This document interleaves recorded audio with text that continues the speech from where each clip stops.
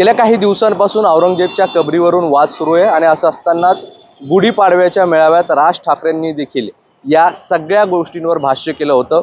ज्या ठिकाणी औरंगजेबची कबर आहे त्या ठिकाणी या औरंगजेबाला आम्ही इथंच गाडलं असं होर्डिंग लावा असं आव्हान देखील त्यांनी केलं होतं। आणि त्यानंतर आता छत्रपती संभाजीनगरमध्ये मनसेकडून जे आहे तर होर्डिंग लावण्यात आलेलं आहे।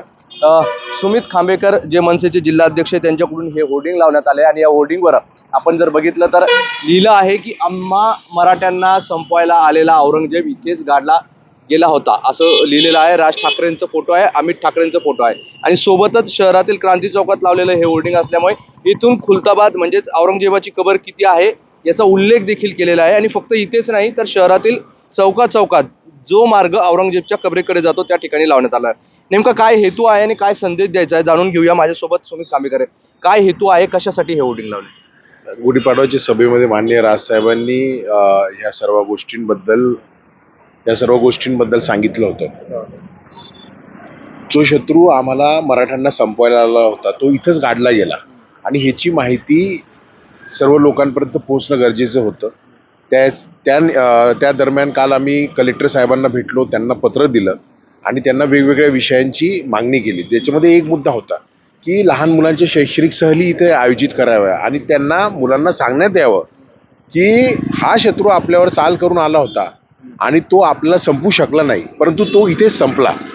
हा जो आपला इतिहास आहे तो ठळकपणे मुलांना आणि सगळ्या तरुणांना कळायला पाहिजे। त्याच्यामुळेच आम्ही हा बॅनर इथे लावलेला आहे आणि तुम्ही इथून हा रस्ता आहे जो त्या कबरीपर्यंत जातोय आणि किती किलोमीटरवर ती कबर आहे हे सगळं दर्शवणारा हा बॅनर आहे। एकूण किती होर्डिंग लावले? जवळपास प्रत्येक किलोमीटरवर तुम्ही जर गेले तर हे होल्डिंग तुम्हाला दिसेलच। आणि मी आत्ताच सकाळी वृत्तपत्रामध्ये वाचत होतं की काल कबरीवर जवळपास 6,000 ते 6,500 लोक गेले होते। तर माझी शासनाला आज विनंती आणि नम्रपणे सांगणं आहे की तुम्ही तातडीने तिथं फलक लावा आणि तिथं फलकावर स्पष्टपणे हा मजकूर उल्लेख लिहा की जो शत्रू आमच्यासाठी आलेला होता तो इथं मारला गेला आणि जो व्यक्ती आमच्या वाईट हित चिंतल त्याचं असंच होणार। हा बॅनर महाराष्ट्र सरकारकडनं लिहिणं अत्यंत गरजेचं आहे। बरं, सरकार तर हे बॅनर लावणं मला वाटत नाही की त्यासाठी प्रक्रिया असेल। तुमची भूमिका काय असेल जर सरकारनं लावलं? लोकशाही मार्गाने जे पत्र त्यांना द्यायचं होतं ते मी पत्र दिलेलं आहे।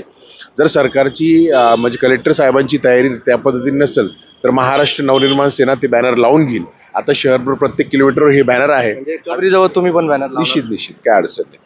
नक्कीच मनसेचे जिल्हाध्यक्ष होते।